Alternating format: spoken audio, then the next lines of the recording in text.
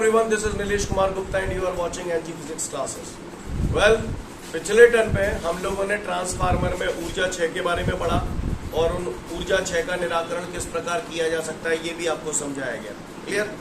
उसके बाद आपको ट्रांसफार्मर की दक्षता के बारे में बताया गया। अब हम आगे बढ़ते हैं। इसके बाद हमारे को कुछ एक सवाल दिए गए, जिसमें पहला सवाल हमारे सामने जो है वो ये कह रहा है कि एक ऊंचाई ट्रांसफार्मर है जिसमें प्राथमिक और द्वितीय कुंडली में फेरों की संख्या का अनुपात 1:20 है, ऐसा दिया गया है। क्लियर है? मैं फिर से रिपीट कर रहा हूँ। वो कह रहा है कि ऊंचाई ट्रांसफार्मर में प्राथमिक कुंडली और द्वितीय कुंडली में फेरों की संख्या का अनुपात 1:20 है। ठीक है? अच्छा, ट्रांसफार्मर में ऐसे ही तो बनाता था, अगर आपको पता हो तो थोड़ा चित्र बना के इसलिए समझा रहा हूँ जिससे आप बेहतर समझ पाए। बोलो भैया, सीन क्लियर है? अब एक बात बताओ, वो मुझसे ये कह रहा है मुझे देते कहां पर है, इसमें इनपुट कहां पर देते हैं? प्राथमिक में। और निर्गत कहां मिलता है? जो आपको प्राप्त होता है वो द्वितीय कुंडली में होता है और जो देते हो आपको प्राथमिक कुंडली में देते हो। अब वो मुझसे पाने मुझसे साफ साफ ना गई, धुंधले रूप में कही है।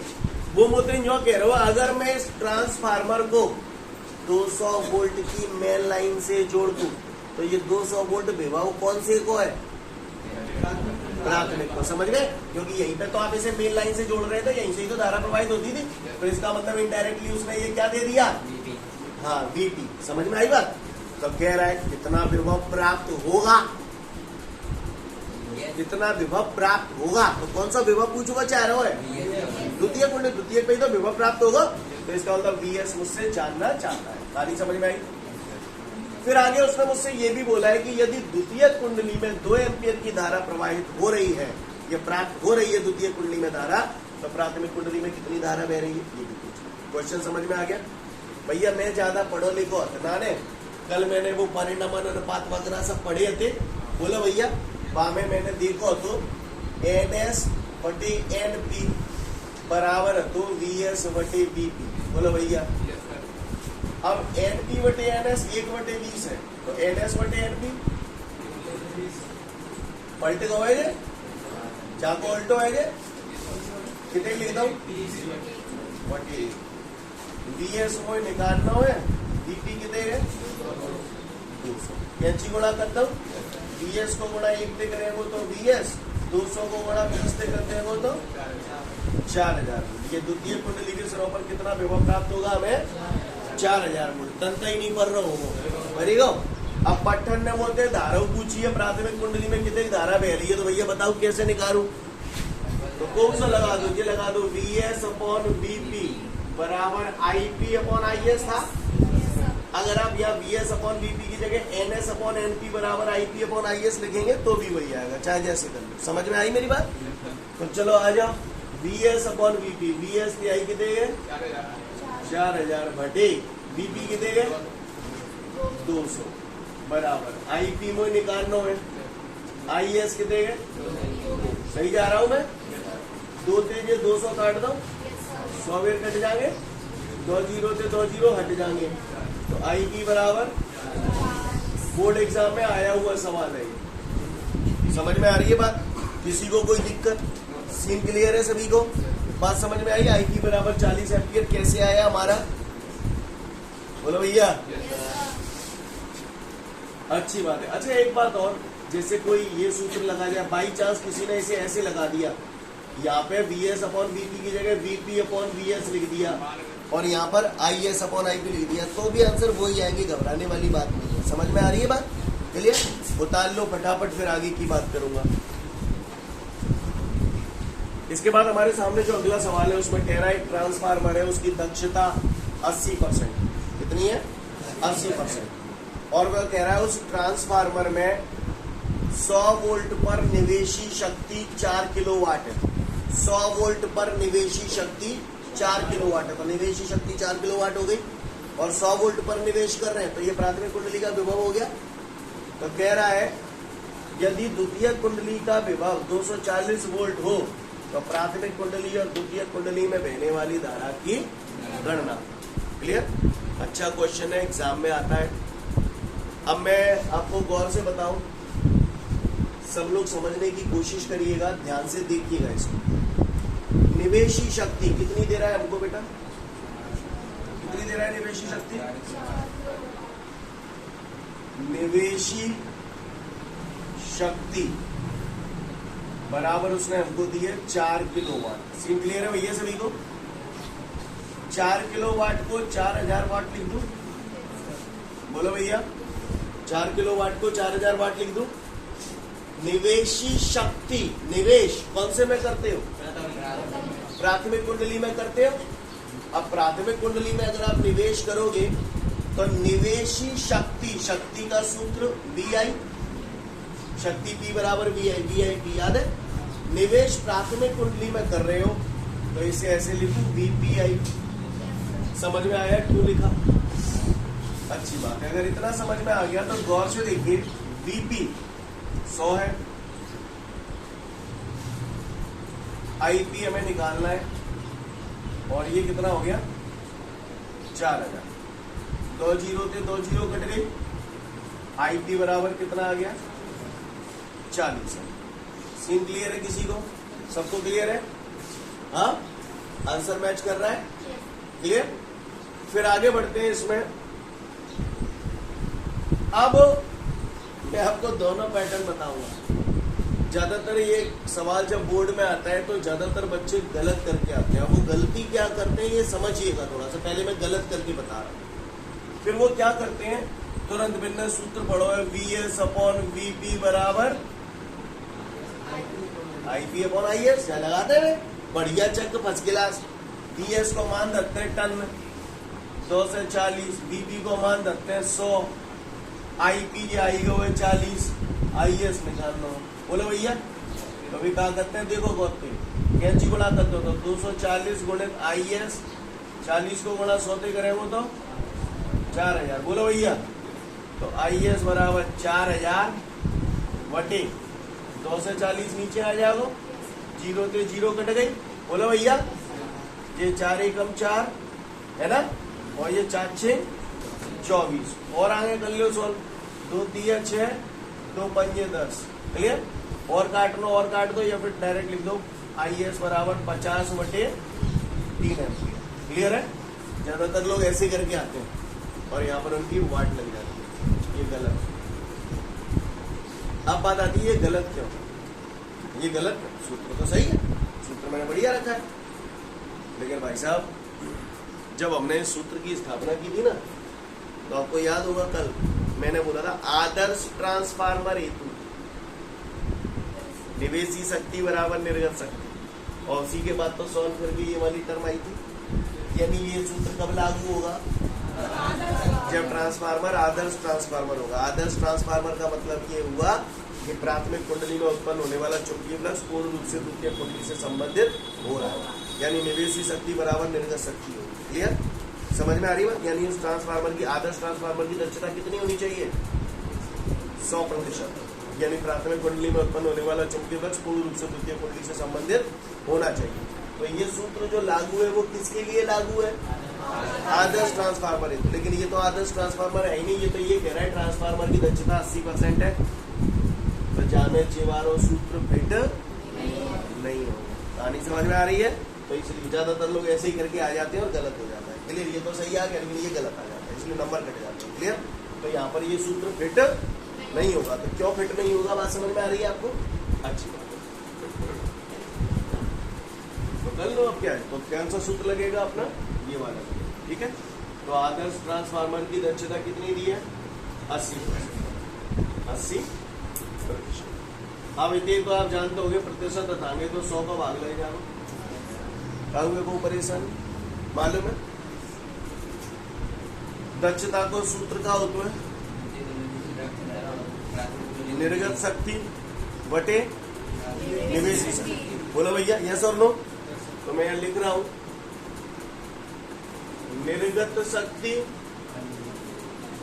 बटे निवेशी शक्ति बराबर, जब 0 से 0 हटा दो, 8 बटे 10।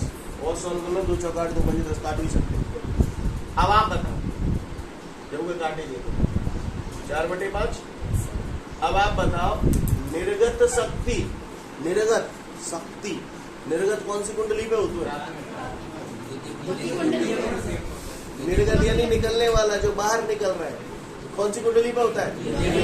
तो शक्ति का सूत्र VI लगा दो और यहाँ क्या लिखूं? S। निवेशी शक्ति के लिए क्या लिखूं? या तो VPIP लिखूं, पर वो दही है निवेशी शक्ति 4 किलोवाट, तो सीधी वही लिख दो। 4 किलोवाट बोले तो 4000 वाट। समझ में ही नहीं आई होगी बात? समझ में आ रही है बात सभी को जो मैं कर रहा हूँ? कि अकेलो मैं ही में समझ में चिपटा हूँ? आ जाओ नाने तो इधर देखिएगा गौर से। VS कितना है? 240। IS मुझे पता करना है, बराबर 4000 बराबर 4/5। का हुआ कोई दिक्कत? तो गौरते देखो लाला रहे सभी लोग ध्यान से। 4/5 तो मैंने 200 की 200 दब दो, जो 4000 है जाने ले आऊं। बोल रहे हो तो ना लग रही तो मैं लग जाए, मैं क्या करता हूँ? 2 से 40 नीचे ले आऊं। बोलो भैया सीन क्लियर है? चलन दो डील। 4 एकम 4, 4 6 24। बोलो भैया 5 एकम 5, पन्नू अट्टू 40। सीन क्लियर है सभी को? कोई दिक्कत? 0 दे 0, 2 तिया 2 चौक, तो IS बराबर कितना आ गया? 40/3 एम्पियर। और आगे सोल्व करना तो भाग दे लिए 40 में 3 को, तो 13.33 आ जाओ। लिखूं, लिख के बताऊं, करके बताऊं बात? मैं कहो तो कर दे, तो नहीं करूं उतार लियो। क्लियर? करो धप्पा फटाफट। इंपॉर्टेंट डाल लेना इस सवाल में, ज्यादातर लोग गलत करके आते हैं इसे। इसके बाद हमारे सामने अगला सवाल है। उस सवाल में वो हमसे बोल रहा है अपचाई ट्रांसफार्मर है। कौन सा ट्रांसफार्मर है? अपचाई ट्रांसफार्मर है। और वो ट्रांसफार्मर 220 वोल्ट को 22 वोल्ट में बदलता है, यानी उसे दिया कितना जा रहा है? 220 वोल्ट। तो ये प्राथमिक कुंडली का विभव हो गया, और कितना प्राप्त हो रहा है? 22 वोल्ट। वो द्वितीय कुंडली का विभव हो गया। अब वो कह रहा है यदि इस ट्रांसफार्मर में लोड प्रतिरोध 220 ओम का है तो परिणामन अनुपात ज्ञात करूं और प्राथमिक कुंडली में बहने वाली धारा ज्ञात करूं। तो बताओ भैया का सूत्र है परिणामन अनुपात को?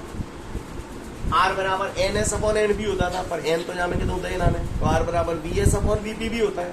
चटकाए दे VS कितने गए? 22। VP कितने गए? 2 से 20। 22 एकम 22, 22 धाम 220। तो परिणामन अनुपात का मान कितना आया? 1/10। क्लियर? या 0.1 भी लिख सकता हूँ। 1 में 10 को भाग लगा देंगे तो 0.1 आई जाएगा। आई जागो नहीं आई जागो? आई जागो। ठीक है, तो ये तो है परिणामन अनुपात। अब मोदी जो और कह रहा है मैं प्राथमिक कुंडली में बहने वाली धारा निकालू, तो मैं निकालू तो लाला रे मैंने जो पढ़ी थी R बराबर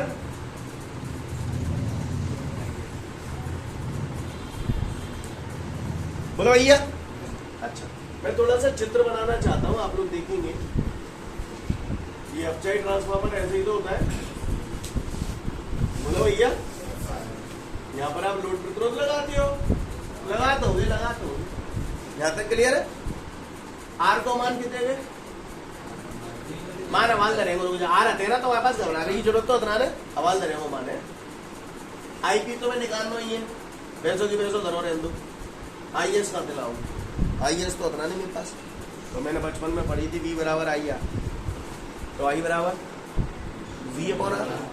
तो IS द्वितीय कुंडली की धारा चाहिए, तो I बराबर V/R। तो विभव द्वितीय कुंडली को बटे R, R का ले जाऊं, समझ गए ना? ऐसे लिखता हूँ थोड़ा सा, VS/R।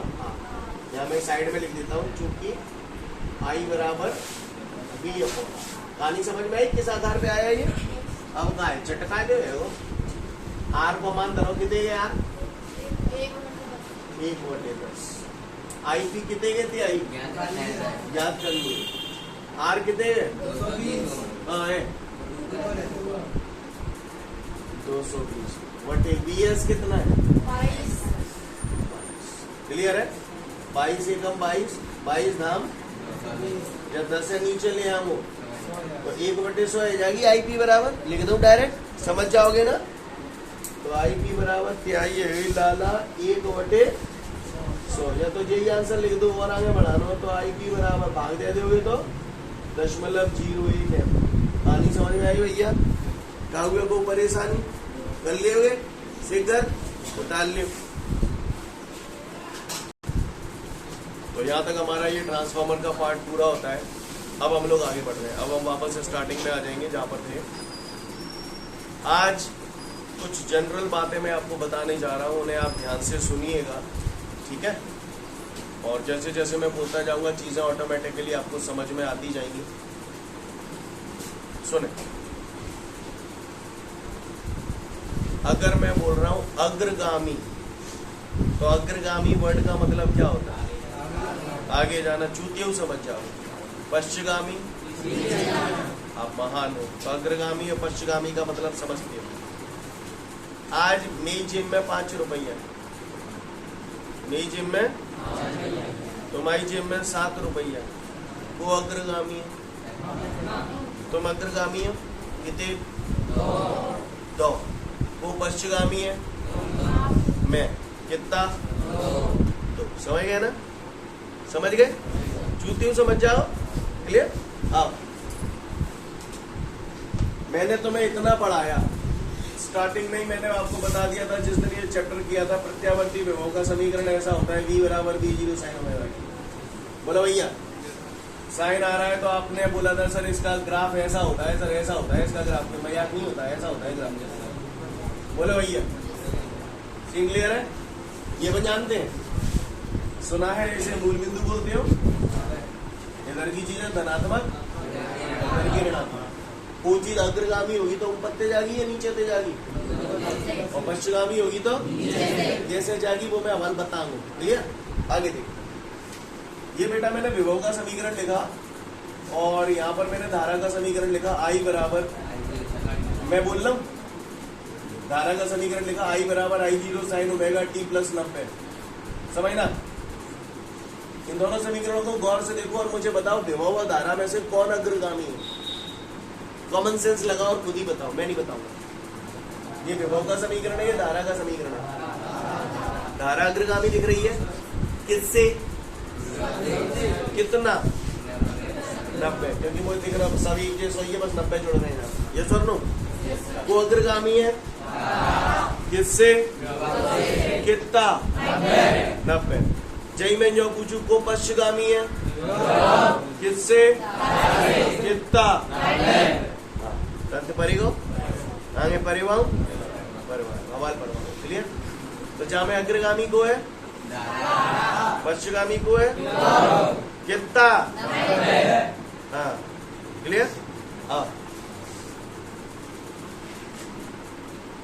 अगर मैंने लिखा यहाँ पर पश्चिगामी कौन है, अग्रगामी कौन है? धारा। समझ में आ रहा? आगे बता रहा। अब अंदाज देखिएगा, अंदाज है।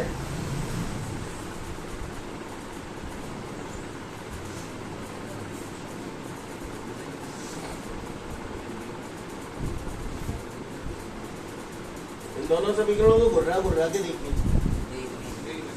देख रहे? हाँ, देख लो, देख लो, देख लो। पहले जाके बारे में बताओ को पश्चिगामी है। इन दो समीकरण में देख बताओ को पश्चिगामी है। और इनमें पश्चिगामी है। क्लियर? जब में विभव पश्चिगामी है, जब में विभव पश्चिगामी है। जहाँ में को अग्रगामी है, जहाँ में को अग्रगामी है। मायने एक ही है, लिखने के अंदाज अलग अलग है। भैया क्लियर है? ठीक है, समझ गए? सोच लो। तो जहाँ में विभव कैसो है किससे? कितना? बात समझ में आ रही सभी? पहले इसकी बात करो। मान के चलिए मैंने ये विभव का ग्राफ बना दिया। अब वो धारा का दिख रही है अग्रगामी या पश्चिगामी? अग्रगामी दिख रही है। तो धारा झनते लाऊं या झनते लाऊं? ऊपर, क्योंकि अग्रगामी है तो जाको ग्राफ ऐसा आ जाएगा। जाते शुरू करेंगे और ये बीच बीच वाले पॉइंट देख रहे हैं, कितने ग्राफ तान देंगे। तान देंगे नहीं, तान देंगे नहीं, यही बात समझ में। तो ये डॉट डॉट डॉट लाइन काय का ग्राफ प्रदर्शित कर रही है धारा। क्लियर? अच्छा, को ठेकाना ने ऐसे ही बनाओ, को ठेकाना ने ऐसे ही बनाओ। जब पहली बार ग्राफ में मैंने विभव मान ली थी ना ने, इन दोनों समीकरणों के लिए तो ये ग्राफ बनाया है। मैं चाहूं तो इसका ग्राफ बदल के भी बना सकता हूँ। कैसे बना सकता हूँ वो भी देखो। इन दोनों समीकरणों के लिए कोई ये ग्राफ बना दे तो भी करेक्ट है, और यहाँ पर जो बना रहा हूँ वो बना दे तो भी करेक्ट है। अब इसमें क्या है देखो, मान के चलिए अभी अपन ने इसको क्या माना था, विभव माना था। मैं न मानो, मैं तो ये धारा माने वो। अब अगर जाए धारा माने वो तो विभव का है पश्चिगामी, तो कहाँ ते लाऊं, ऊपर ते लाऊं या नीचे ते लाऊं? तो ये विभव नीचे से नहीं है। मेरी बात समझ में क्लियर? यानी इन दोनों समीकरणों के लिए आप ग्राफ चाहो तो ऐसा भी बना सकते हो, चाहो तो ऐसा भी बना सकते हो। दोनों के लिए ही सत्य है। इसी तरीके से इसमें देखो, इसके लिए भी यही ग्राफ काम कर जाएंगे। यहाँ विभव कैसा है, पश्चिगामी, और धारा कैसी है, अग्रगामी। अब मान के चलिए जे मैंने विभव मान लिया, ये वाला मैंने विभव मान लिया, ठीक है, विभव। तो धारा जहाँ में वो कहाँ दिख रही है, अग्रगामी है, तो धारा देखो ये आएगी। नहीं यही बात समझ, जहाँ में आ जाओ, ठीक है, जाके हिसाब से जो सही है।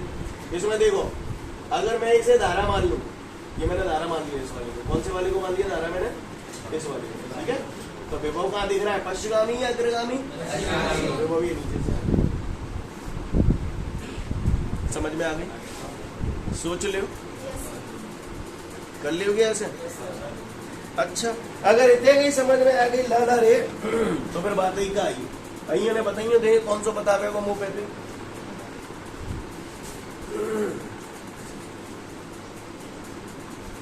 ये मैंने दो समीकरण लिखे थे, को अग्रगामी को उनाने, को अग्रगामी को उनाने, को पश्चिगामी, तो कैसे चल रही है? हाँ क्लियर? जैसे मैंने विभव को ग्राफ ऐसा बना दो, तो धारा को कैसे बना दो, जय के ऊपर आ जाएगा, गाय देते तो वो दिखेगा, वो नहीं पर वो दिखावे के लिए नहीं किया करते ही मैंने, समझ गए ना? मैंने तंत्र ही ना पढ़ रहा हूँ। सीन क्लियर है? तो अगर आपको कोई भी दो समीकरण दे दिए जाए और उनसे कहा जाए कि भैया ऐसे ग्राफ बनाओ, तो बना तो नहीं पाएंगे ना बेटा, अपन बना लेंगे पक्का, हमें को परेशानी। अच्छा ठीक, गौर से देखिएगा आप, इन दोनों को देखो, कौन अग्रगामी? पहली बात एक चीज आप सीख चुके हैं, दो समीकरण आपको दे दी जाए, आप देख के ग्राफ बना देंगे, बना देंगे नहीं बना देंगे। अब मैं आपको दूसरी चीज सिखा रहा हूँ यहाँ पर। दूसरी चीज मैं आप लोगों को जो सिखा रहा हूँ वो है कलांतर। क्या? कलांतर। कलांतर देख के बताना है आपको, बताएंगे? तैयार है हम लोग? हाँ बताओ, देखिए कौन सा बता दो, ज्यादा मत देना। कलांतर को हम लोग अक्षर फाई से प्रदर्शित करते हैं। कैसे प्रदर्शित करते हैं? फाई से। अब आप बताओ कौन अग्रगामी? किससे? कितना? ये जो 90 बता रहे हो ना, जो कच्ची और ना कलांतर ही। क्लियर? तो कलांतर कितना हो गया यहाँ पर? 90 डिग्री। जहाँ में कलांतर कितने गए? क्यों में 90 डिग्री को ही है, जहाँ में कलांतर कितने गए? समझ गए हो? समझदार हो? क्लियर? समझ गए कलांतर कैसे बनाते? अब एक चीज और सिखा रहा हूँ आपको। अब मैं आपको जो सिखा रहा हूँ वो तीसरी चीज है कालांतर चित्र बनाना। कालांतर तो हम सीख गए, कालांतर कितना है यहाँ पर? कालांतर को फाई से प्रदर्शित, कालांतर को फाई से प्रदर्शित करते हैं, ये इसके मान आ गए। अब मैं आपको कालांतर चित्र बनाना सिखा रहा हूँ, तो मैं बताऊं कालांतर चित्र कैसे बनाते हैं? गौर से देखिएगा। कालांतर चित्र बनाने के लिए हमें थोड़ा बहुत कुछ समझना जरूरी है, तो गौर से देखिएगा सब लोग। ये देख रहे हो ना आप लोग? ये देख रहे हो कितना डिग्री है? कौन है? 90 डिग्री। एक लाइन ऐसे है, एक लाइन ऐसे है। 90 डिग्री कौन है? अब जो 90 से कम है या ज्यादा? अब 0। दो चीजें अगर एक ही दिशा में आ जाती हैं, कौन 0 डिग्री हो जाता है? यस और नो? कभी भी अगर हम 0 डिग्री कंसीडर करते हैं तो इधर की तरफ ही करते हैं। आपने चांदो देखो, वो चांदो ड्राम बॉक्स में चांदो आवत है, तो वह चांदे में 0 जही लगो है। आप 0 देंगे कितने वो समझ गए ना? 0 कौन सी लंब होती है? जालम। और जैसे जैसे ऊपर बढ़ जाओ, कौन बढ़ जाओ? सच क्या दी? कुछ गलत क्या दी मैंने? अइया ने देखो कौन सा बताया वो पहले। ये विभव है, कालांतर चित्र बनाने के लिए पहली लाइन हमें एज्यूम करनी पड़ती है, माननी पड़ती है। क्या करनी पड़ती है? देखिए मैंने विभव मान लिया, यानी विभव मैंने 0 पे सेट कर लो। अब धारा अग्रगामी है पश्चिमगामी? अग्रगामी। कितने? तो धारा कितनी लेंथ बनाओ? ऊपर की लेंथ। इससे ये बात प्रदर्शित हो गई कि धारा विभव से 90 डिग्री अग्रगामी। समझ में ही नहीं है। को ठेकाना ने ऐसे ही बनाऊ, को इसको ऐसे ही बना सकता। अगर चाहे विभव की वजह में तो चाहे धारा बोलेंगे, क्या बोलेंगे? मैं तो चाहे धारा बोलेंगे, जो धारा मानेंगे मैं तो को बतलाने मान लियो। चाहे धारा मान लियो तो विभव कहाँ है? पश्चिमगामी। कितने ले जाओ विभव? बात एक ही है। समझ में ना रही है? बोलो भैया, ऐसा ना लग रहा हो? ये वाली इस चित्र को देखो ऐसे है, बोलो सही बोल रहा हूँ ना? क्या जो घुमा दो नहीं है घुमाया दो, बात एक ही है। भाई सु सिकर आइए नहीं बताइए कौन सा बता रहे हो मुझे। अब आया जाके ले बना रहा हूँ मैंने इन दो समीकरणों के लिए बना रहा हूँ। मैंने विभव ऐसे मान ली, धारा कितने को ले जाओ? समझ गए? समझदार के लिए सारा काफी, चूतिन को मैं कुछ कर नहीं पाऊंगा, यही बन जाएंगे। बोलो भैया। अच्छा, जहाँ में मैंने मान लो जाए धारा मान ली तो विभव का मानू क्योंकि पश्चिमगामी है। मैं इतना कर रहा हूँ ना, तुम समझ तो ना रहे ना? समझ रहे, ठीक है। आइए जाके लिए बना रहा हूँ मैं विभव। मैंने धारा बना दी तो मैं विभव का बनाऊँ नहीं? यही बात मैं गंदा ही बदलू। वैसे तो भाई जाते ज्यादा औकात लाने पर, अगर मान के चलो अब इसमें जाको दोबारा बना रहा हूँ, ठीक है, थोड़ा और कॉम्प्लिकेटेड कर रहा हूँ। 90 की बजाय अगर 30 हो तो जाको कालांतर चित्र बनाते हैं। तो देखो विभव अगर ऐसे हो तो ये विभव मान ली मैंने, देख पा रहे हैं आप लोग? ये विभव मान ली मैंने, तो धारा जावे कैसे जाएगी? 30 है तो जो में जाएगी 30 डिग्री कोण। समझ में नहीं आई? क्लियर है भाई? समझ गए? सोच लियो। अच्छा तो सुनो लल्ला, ये समीकरण मुझे दिखाई दे रहे हैं। तो अगर यहाँ पर 30 की बजाय मैं 5 लिख देता तो कालांतर 5 होता है। यहाँ पर समझ में आ रही है मेरी बात? ठीक है, अच्छी बात। अब आप गौर फरमाइए थोड़ा सा, यहाँ पर मुझे दिख रहा है जैसे ये समीकरण, इसमें अग्रगामी कौन है? आगे कौन चल रहा है? पीछे कौन चल रहा है? यानी धारा किसी जगह पहले पहुंचेगी, उसके बाद विभव पहुंचेगा। इसमें दोनों संग संग पहुंचेंगे। मेरी रामायण समझ में आ गई आपको जो मैंने बोला? बोलो भैया। तो अब मैं जो आपको बोल रहा हूँ फटाफट आप उसको रीडिंग ले लें क्योंकि हो चुका है आपका, है ना? तो मैं क्या बोल रहा हूँ वो ध्यान से सुनिएगा सब लोग, ठीक है? देखो भैया, पेज नंबर 2 पे आ जाओ। सबसे लास्ट वाला नोट रहेगा तो पढ़ ले हुआ है। ठीक है, तो आज के लिए पर्याप्त है। कल फिर मिलते हैं। Thank you everyone, have a great day to all of you guys. जय हिंद।